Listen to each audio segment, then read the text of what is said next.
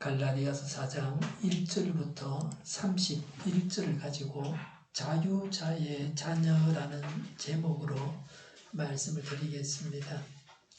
다음 주일까지 한 주간 동안 동삼동 날씨입니다. 비 오는 날은 없습니다. 기온은 7도부터 19도 정도 됩니다. 미세먼지가 어제 오늘 계속 나쁩니다. 예배당은 아침에 미세먼지 보통 양호일 때 환기를 했습니다. 어제까지는 오늘 미세먼지가 하루 종일 나쁘다 그랬는데 어떻게 오늘 아침에 우리 동네만, 부산의 다른 데는 다 나쁨인데 우리 동네만, 옆 동네하고 영도만 일부 꼭 미세먼지가 좋았습니다. 현재 예보로는 목요일 오전까지 미세먼지 나쁨입니다. 미세먼지 대책이 없는 것이 문제입니다. 코로나가 유행하기 때문에 미세먼지는 더욱 중요합니다. 환기를 해야 감염을 막을 수 있는데 미세먼지로 못하기 때문에 문제입니다. 공기청정기가 있으면 환기를 하고 공기청정기를 틀면 됩니다.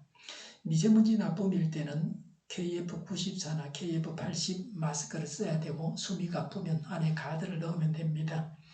LG에서 전자마스크를 만들었는데 공기청정기 역할을 하는 마스크입니다.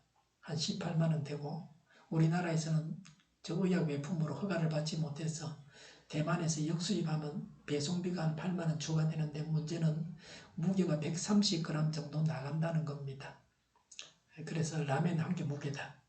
무게가 마스크 무게만 되면 얼마나 좋겠습니까? 없는 돈도 내가지고 살만한데 말이죠. 숨쉬기는 좀 편하다 그럽니다. 코로나 백신을 맞고 고생하는 사람들이 있어서 미리 말씀을 드립니다. 65세 이상은 한두 달 내로 코로나 백신을 맞을 수 있을 것 같습니다. 다른 나라의 경우에도 예전보다 더 빨리 백신을 맞는 경우들이 있습니다. 코로나 백신은 어깨 윗부분에 있는 삼각근에 맞아야 되고 그 자리가 어디냐 하면 보통 예방주사 팔뚝에 맞지 않습니까? 어깨 윗부분, 제가 손으로 짚으면 여기 어깨 그 모서리에서 바로 밑에 자리 보면 근육이 있는 그 자리에 맞아야 되는 거예요. 삼각근이라 그럽니다. 잘못해서 그 밑에 삼두근에 맞으면 안 됩니다. 그리고 맞을 때 직각으로 맞아야 됩니다. 그래서 근육의 주사를 맞아야 돼요. 그렇지 않고 딴 자리 맞으면 안 됩니다.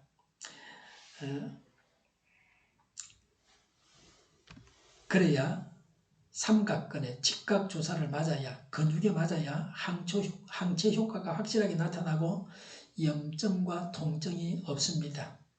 이렇게 주사를 맞기 위해서는 상의를 벗으면 좋습니다. 어깨가 다 드러나게 해서 주사를 맞으면 제일 좋고, 상의를 탈의하지 아니하려면 안에 어깨가 없는 옷을 입고, 우리 보통 그걸 뭐라 그러죠? 나시 옷을 입고 겉옷 한 팔만 빼면 어깨가 드러나지 않습니까? 그렇게 맞는 게 좋습니다. 긴팔 상의를 입은 채로 코로나 백신을 맞으면 삼각근 직각 주사를 놓을 수가 없습니다. 의료진들이 삼각근에 직각으로 놓는 이 규정을 무시하는 경우가 많다고 합니다. 시간이 걸리고 빨리 접종하려고 이 원칙을 무시해서는 안 된다는 겁니다. 잘 기억해야 됩니다. 삼각근에 직각으로 놔야 된다, 주사를. 1절에 내가 또 말합니다. 유업을 이을 사람은 모든 것의 주인이지만 어릴 때에는 종과 다름이 없고 그랬습니다. 어릴 때는 무엇을 결정할 권한이 없다는 말입니다. 2절에 아버지가 정해놓은 그때까지는 보호자와 관리인의 지배 아래에 있습니다 라고 했습니다. 그 당시 그 지역에서 16세까지는 귀족 자녀들의 경우에는 16세까지 개인교사가 가르쳤습니다. 16세부터 25세까지는 오늘 본문에 25세가 성인이 되는 나이인데 그때까지는 오늘 본문에 나오는 보호자와 갈리인이 지도를 하는 것입니다. 이와 같이 예수님이 오시기 전에는 율법의 지도를 받게 하셨습니다. 예수님이 오셨는데 율법을 지켜서 구원받겠다고 해서는 안 된다는 말입니다. 3절에 이와 같이 우리도 어릴 때에는 세상의 유치한 교훈 아래에서 종 노릇을 하였습니다 라고 했습니다. 간주에 보니까 세상의 유치한 교훈은 세상의 원소들, 세상의 세력들, 세상의 자연력, 우주의 원소들의 힘, 기초적 원리들, 자연숭배, 원시종교 등등으로도 번역할 수 있다고 했습니다. 어릴 때는 가정교사나 보호자나 관리인의 지배 아래 있듯이 예수님이 오시기 전에는 유대인들은 율법 아래 있었습니다. 유대인이 아닌 사람들, 우리나라 사람들은 예수 믿기 전에는 자연 숭배를 하고 조상 숭배하고 무조건 물 떠놓고 빌었습니다. 무당이나 점치는 사람을 찾아가기도 했습니다. 우리는 다시는 이런 일들을 해서는 안 됩니다. 요새도 인터넷 들어가면 인터넷 점쟁이가 있어요. 원수도 봐주고 나이에 따라서 말이죠. 전 절대 그런 거 보지를 않습니다. 안 보는 게 좋습니다. 4절에 그러나 기한이 찼을 때라고 했습니다. 메시아 예수님을 보내실 때가 되었을 때를 말합니다. 모든 것은 때가 있습니다. 아무리 좋은 것이라도 모세에게 율법을 주신다면 그 다음날 하나님이 예수님을 보내시고 그러지 않으셨습니다. 때가 있습니다. 왜 그렇게 되는지는 하나님만 아시고 우리는 다 알지 못합니다. 우리는 코로나 백신을 맞을 차례를 기다리고 있습니다. 아스트라와 노바 백신은 기술을 우리나라가 전수받아서 우리나라에서 현지에서 백신을 만듭니다. 노바 백신 효과는 96%입니다. 남아공 변이에 대해서도 효과가 55.4%입니다. 지금까지 나온 백신 중에서 최고의 효과를 보여주고 있습니다. 임상에 참여한 사람의 27%가 65세 이상의 고령자였습니다. 그래서 고령자가 맞는데도 아무런 문제가 없습니다. 우리나라가 노바 백신 2천만 명분을 확보했습니다. 제 생각에는 전 국민이 다 이걸 맞으면 좋겠다 그런 생각이 듭니다. 우리나라 안동에서 SK바이오사이언스가 만듭니다. 5월에는 공급이 될 겁니다. 적어도 그때까지는 된다. 우리나라 사람들은 뭘 해도 그 전에 되면 됐지 미루는 적은 없다. 건물을 짓든지 뭘 하든지 말이죠. 4월에 되면 더 좋은 거죠. 5월에 된다고 했다가 백신 공급이 신속하게 되기를 바라고 강구하고 있습니다. 백신을 개발하는 나라가 공급까지 하는 것은 아닙니다. 우리나라는 백신 개발에는 늦었습니다. 지금도 우리나라에서 백신을 만들고 있다 그러는데 아직 멀었어요. 그러나 백신을 대량으로 생산하는 것은 우리나라가 어떤 나라에도 뒤지지 않습니다. 대량 생산은 개발 못지않게 중요합니다. 지금은 백신이 없어서 맞지를 못합니다. 없어서 못 팔아먹고 있습니다. 지금까지 속도로 백신을 맞으면 전 세계 인구가 다 맞는데 7년 걸린다고 그럽니다. 대체로 가난한 나라들, 힘없는 나라들은 백신을 맞지 못하고 있습니다. 선진국들은 자기들 나라에서 만들고 돈도 있고 그러니까 자기들만 먼저 맞고 있습니다. 어쩔 수가 없습니다. 제 좁은 생각으로는 노바 백신 생산에 가감하게 투자를 해서 대량 생산이 신속하게 되면 좋겠습니다. 현재까지 세계에서 백신 접종이 제일 빠른 나라가 이스라엘입니다. 아랍에미레이트가 빠르다 그랬다가 다시 이스라엘이 최고로 빠릅니다. 이스라엘 군인이 17만 명인데 면역 형성이 81%로 세계의 첫 번째 집단 면역을 선언했습니다. 군인들이 집단 생활하는데 거의 문제가 사라졌습니다. 코로나 이전처럼 생활할 수 있습니다. 간혹 한두 명 걸리는 사람이 생기겠지만 그건 그렇게 다수가 나오지도 않습니다. 어제 신문에는 이스라엘 총리가 마스크를 벗었습니다. 음식점은 손님들로 북새통을 이루었습니다. 주문받아서 배달도 하고 매장에는 손님들이 부글부글 하고요. 가득 찼고 업주는 호황을 맞았습니다. 이스라엘의 팬데믹은 끝났다고 했습니다. 백신의 효과가 나타나서 안정세를 보이고 있기 때문입니다. 지금도 확진자가 우리나라보다는 많지만 그전과 비교해서 백신의 효과가 분명하게 나타나고 있는 겁니다. 60세 이상은 80%가 백신을 맞았습니다. 15세부터 59세까지는 20%가 백신을 맞았습니다. 이들도 곧 접종을 완료하게 될 것이고 더 자유롭게 생활할 것입니다. 그래도 내년까지는 코로나가 있을 것이라고 합니다. 백신을 다 맞고 집단 면역이 되면 이전과 같은 팬데믹으로 확진자와 사망자가 폭증하는 일은 없습니다. 지금도 이스라엘의 경우는 60세 이상 확진자가 확 줄었습니다. 80%가 맞았으니까. 그러니 사망자도 많이 줄었습니다. 코로나 검사 비용보다는 백신 비용이 더 쌉니다. 검사는 그 당시 감염되었는지 알아보는 겁니다. 감염 검사했다가 그 다음 한두 시간 후에 또 감염될 수 있어요. 그럼 또 검사 받아야 돼요. 정확하게 말하면 그렇습니다. 검사 받을 그때까지 감염되었나 안 됐나 그거 보는 겁니다. 백신을 맞고 나서 일정 기간이 지난 후에 면역력이 생기게 됩니다. 그래서 백신 접종을 서둘러야 합니다. 면역력이 생긴 사람들이 많아지면 집단 면역이 생기게 됩니다. 백신을 맞고 나서 면역력이 얼마 동안 지속되는 것인지는 아직도 모릅니다. 최소 6개월에서 몇 년으로 보고 있습니다. 그래서 이스라엘 인구가 900만 명인데 3,600만 회분의 백신을 추가로 확보하겠다. 이스라엘은 그렇게 말합니다. 3,600만 회분이면 한 사람이 2번 맞는다 생각하면 1,800만 분이니까 인구의 2배를 확보해 두겠다는 거예요. 만약에 효과가 떨어지고 백신 면역력이 6개월 만에 끝났다. 그래 되면 또 백신을 추가로 접종하려고 그렇게 준비한다는 겁니다. 처음 경험하는 것이라 아직은 확실한 것은 없습니다. 미국도 백신 접종을 서두르고 있습니다. 몇 달 후면 백신 접종을 마친 나라들이 어떻게 되는가 하는 것을 우리가 보게 될 것입니다. 4절에 하나님께서는 자기 아들을 보내셔서 여자에게서 나게 하시고 또한 율법 아래에 놓이게 하셨습니다라고 했습니다. 모친 마리아에게서 예수님이 태어나게 하셨습니다. 또 율법 아래에 놓이게 하셨습니다. 예수님은 유대인으로 율법을 지켜야 했습니다. 율법 아래에 있는 사람들을 대신해서 죗값을 지불하셔서 아들의 자격을 얻게 하시려고 예수님은 율법을 지켜야 하는 유대인으로 태어나서 사셨습니다. 예수님은 십자가에서 죽임을 당하셔서 율법의 요구를 완전히 이루셨습니다. 마태복음 5장 17절에 율법을 폐하러 오신 것이 아니라 완성하러 오셨다는 말씀을 이루셨습니다. 5절에 그것은 율법 아래에 있는 사람들을 속량하시고 우리로 하여금 자녀의 자격을 얻게 하시려는 것이었습니다라고 했습니다.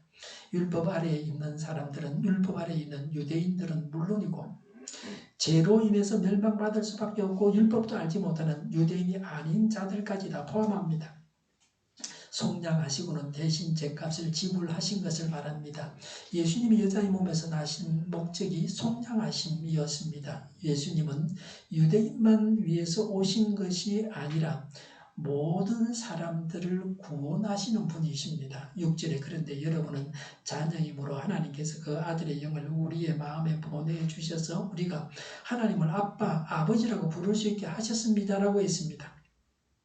갈라디아 성도들은 하나님의 영을 보내주셔서 하나님을 아버지라 부르게 하셨습니다. 하나님의 자녀가 되었습니다. 7절에 그러므로 여러분 각 사람은 이제 종이 아니라 자녀입니다. 자녀이면 하나님께서 세워주신 상속자이기도 합니다라고 했습니다.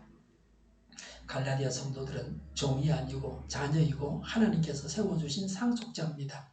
자녀가 되고 상속자가 된 것은 율법을 지켜서 얻은 것이 아닙니다. 혈통에 의해서 얻은 것도 아닙니다. 오직 하나님의 은혜 때문입니다. 8절에 그런데 전에는 여러분이 하나님을 알지 못해서 본디 하나님이 아닌 것들에게 종 노릇을 하였지만 그랬습니다.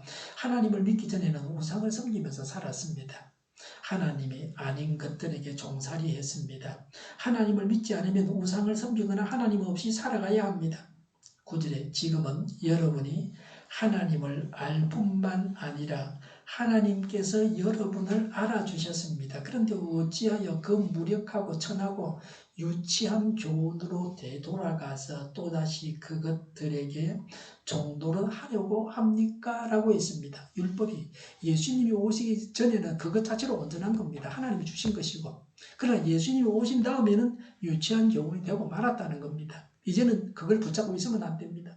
지금같이 컴퓨터가 좋은데 옛날에 제가 처음 컴퓨터 100만 원 주고 샀는데 그거는 지금 생각하면 아주 원시적인 겁니다. 지금도 그런 컴퓨터 쓰고 있으면 안 되죠. 더 나은 것이 나왔는데 말이죠. 10절에 여러분이 날과 달과 계절과 해를 지키고 있으니 그랬습니다. 날은 원문에는 복수로 날들입니다. 안식일, 금식일 같은 율법에 의해서 지켜야 하는 날들입니다. 달도 복수로 율법에 의해서 지켜야 하는 매달의 첫날을 기념해서 지키는 월삭을 말합니다. 지금도 어떤 교회는 월삭 예배를 드리고 있습니다. 계절은 율법에 의해서 지키는 절기로 3대 절기인 유월절, 오순절, 장막절과 나팔절, 불임절 등입니다. 거의 한 달에 한 번 정도 유대인들은 절기를 지켰습니다.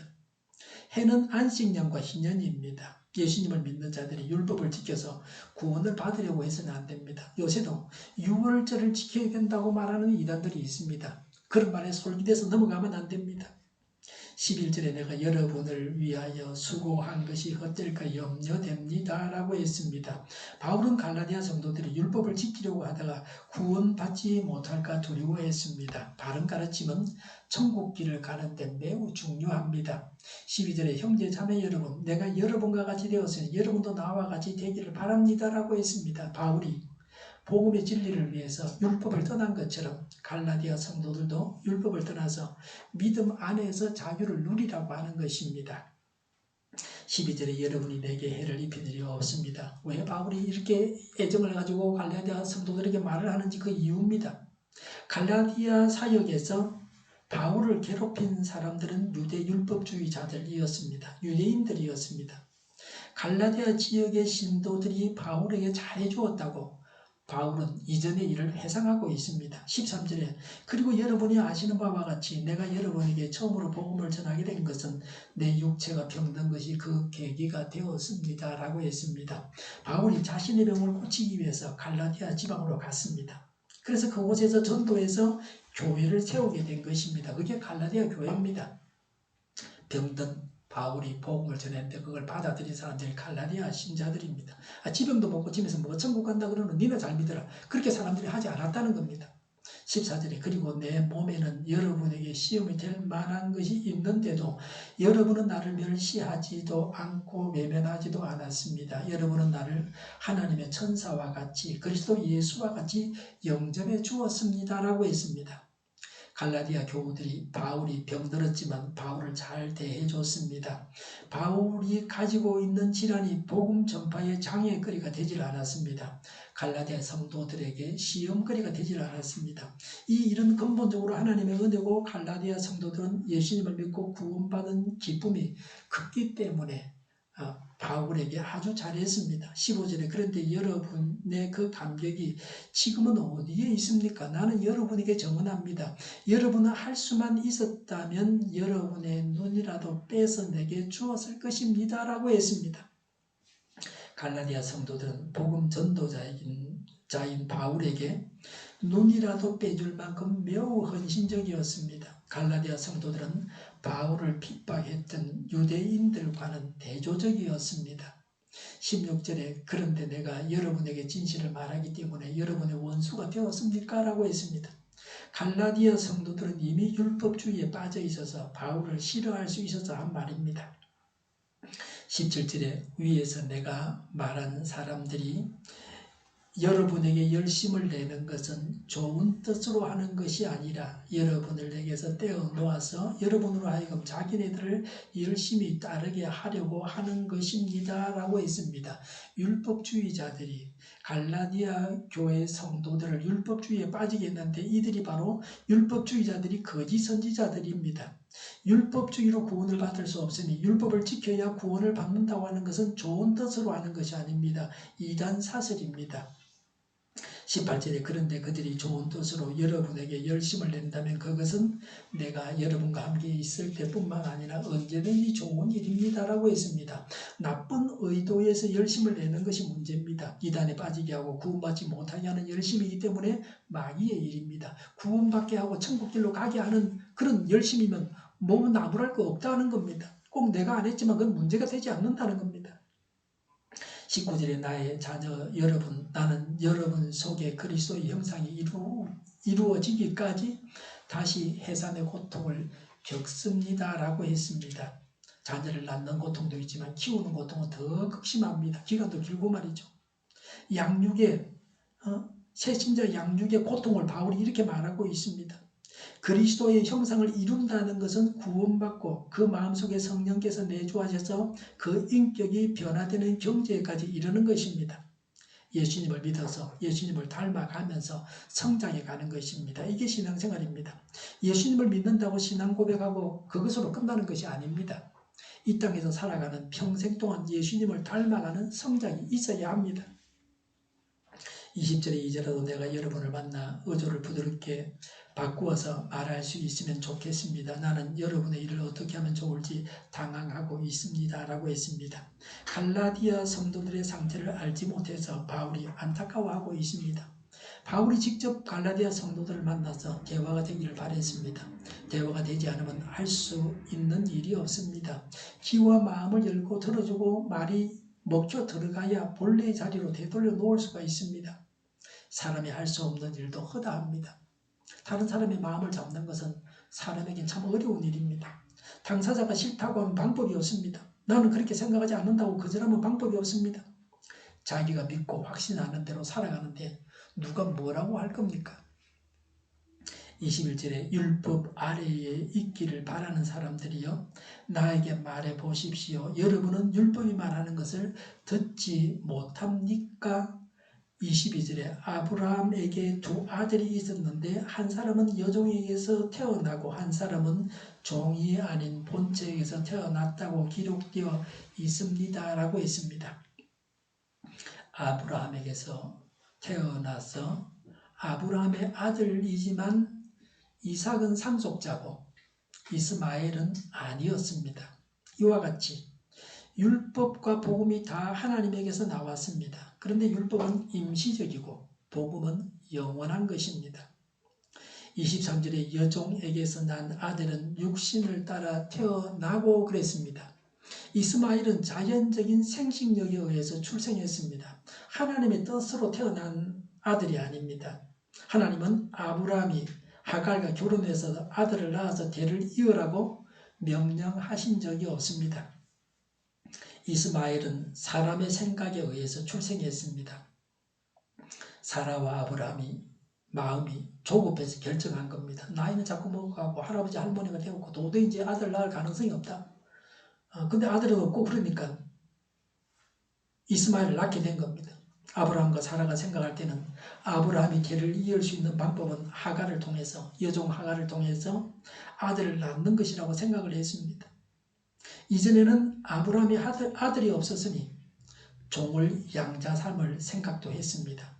창세기 17장에 보면 하나님께서 아내 사레와의 사이에서 아들이 태어나겠다고 말씀을 하셨습니다. 근데 창세기 17장 18절에 아브라함은 하나님께 이스마엘이나 하나님께서 주시는 복을 받으면서 살기를 바랍니다. 라고 했습니다. 아브라함과 사레는 본래 이름입니다. 아브람, 사레, 본래 이름이고 창세기 17장에서 하나님이 아브라함과 사라라고 이름을 바꾸라고 했습니다. 아브라함과 사라에게 아들이 나게 하겠다고 약속을 하셨습니다. 그런데 아브라함과 사라는 그 하나님의 약속을 믿지를 못했습니다. 부부가 둘 다 늙었습니다. 젊어서 아들 낳지를 못했는데 이제 다 늙어가지고 아무것도 안 되는데 어떻게 아들을 낳을 수가 있습니까? 아브라함이 99세고 아내도 늙었는데 말이죠. 불가능하다고 생각했습니다. 그러나 하나님은 믿을 수 없는 일을 약속하셨습니다. 이것이 하나님의 약속이고 하나님의 기적이었습니다. 23절에 본체에게서 난 아들은 약속을 따라 태어났습니다. 라고 했습니다. 이삭은 불가능한 중에 하나님께서 이삭이 출생한다고 약속하셔가지고 출생하게 되어졌습니다. 그냥 이삭이 태어난 게 아니고 하나님이 이삭이 태어나게 하겠다고 약속하시고 그리고 나서 임신을 해서 아이를 낳게 되었단 말입니다. 이삭의 출생은 하나님께서 알려주셨을 때도 아브라함, 사라가 다 믿지를 못했습니다. 할머니 내가 무슨 아들을 낳아라고 했습니다. 이삭은 하나님의 약속으로 주어진 아들입니다. 인간의 생각과 상식과 결정으로 출생할 수 없는 아들 이삭이었습니다. 이삭의 출생은 기적이었습니다. 24절에 이것은 비유로 표현한 것입니다.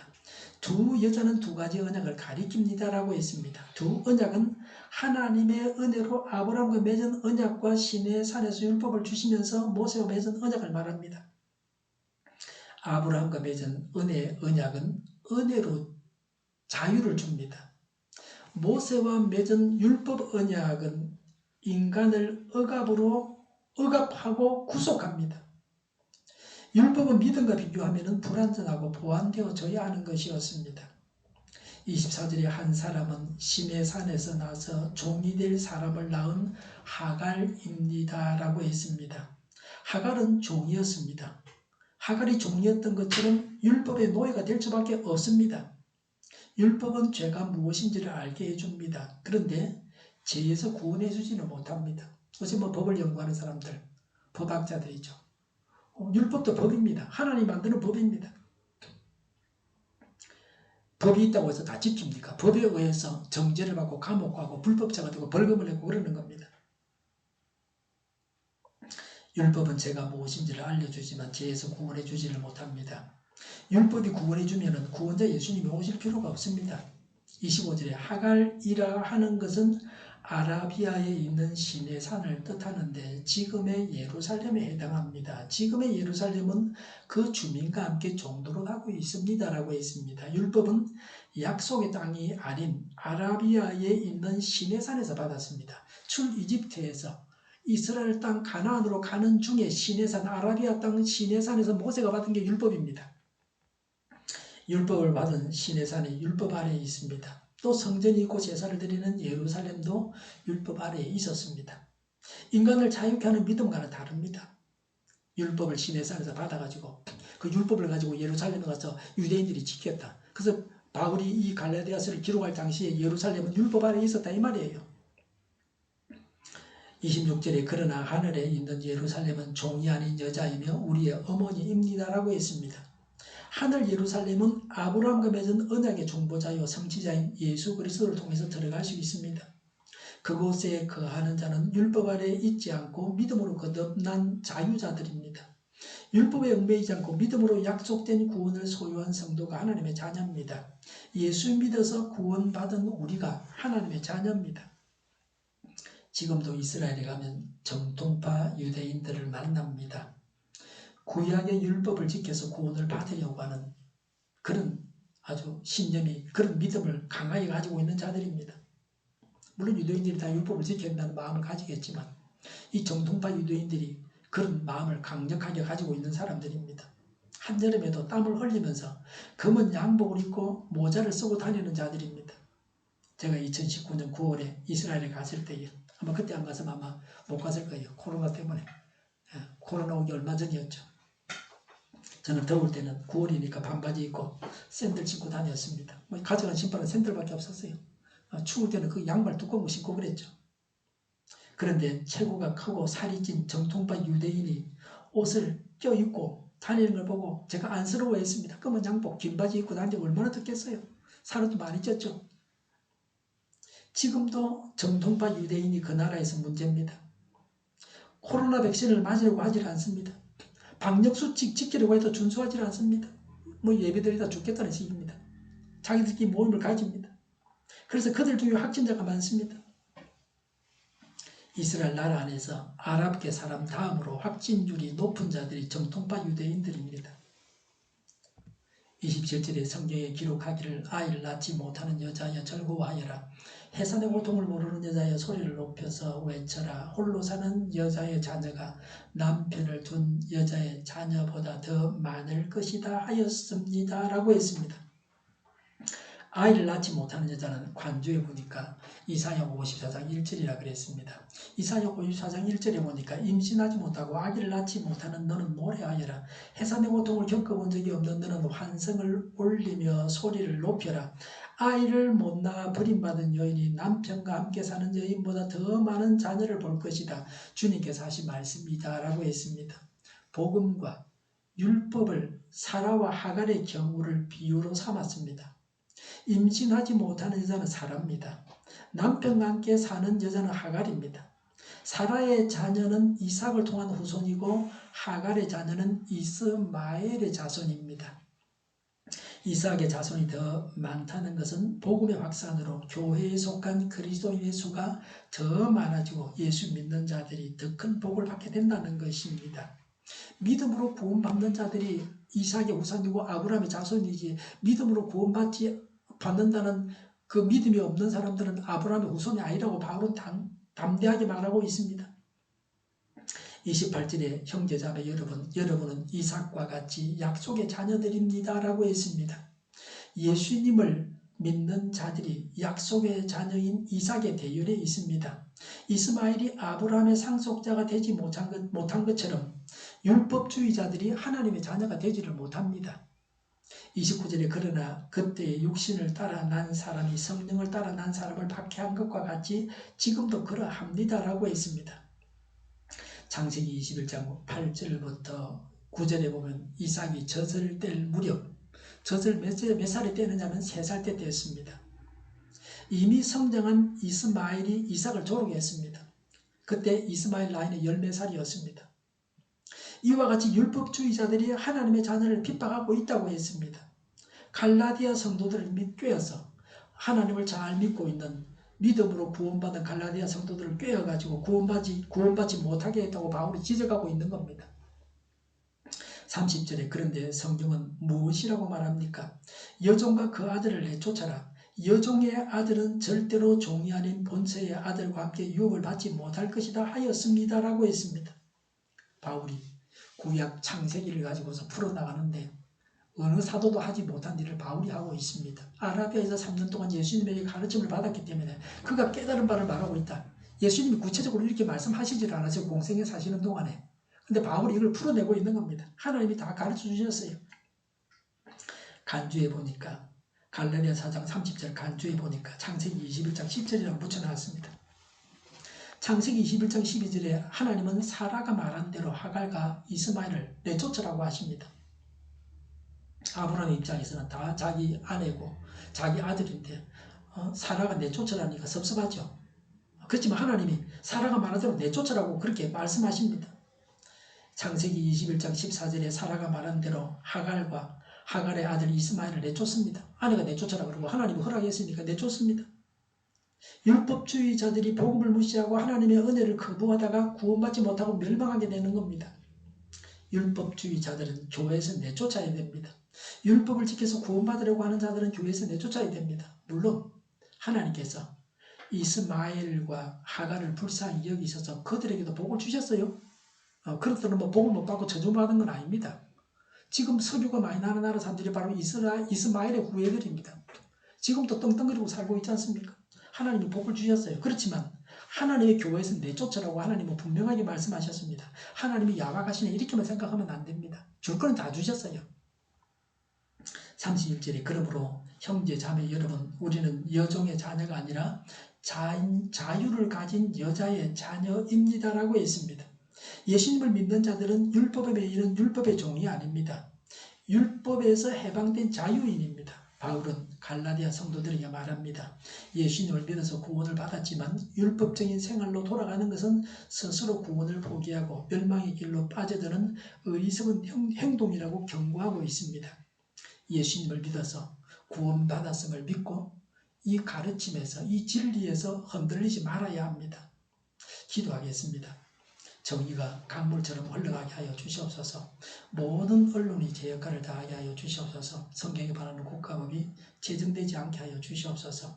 코로나19가 대치되고 바로 백신 접종이 완료되고 치료제가 나오고 가채생활이 끝나게 하여 주시옵소서. 오늘보다 내일이 더 낫게 하옵소서.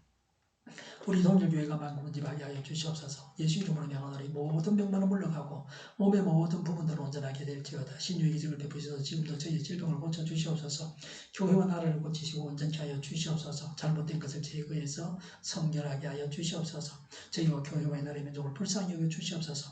하나님께서 기뻐하시는 나라가 되게 하여 주시옵소서. 하나님께서 기뻐하시는 지도자를 허락하여 주시옵소서. 이 나라의 지도자 복을 허락하여 주시옵소서. 공부하는 학생들에게 지혜를 다셔서 앞서가게 하시며 합격 영광을 누리게 하여 주시옵소서. 늘 맑은 공기를 마실 수 있게 하여 주시옵소서. 주 예수 그리스도의 은혜와 하나님의 사랑과 성령의 사귐이 예수님을 믿어서 구원받았다고 확신하고 이 진리 안에 거하겠다고 다짐하는 모두와 함께 하기를 빕니다. 아멘.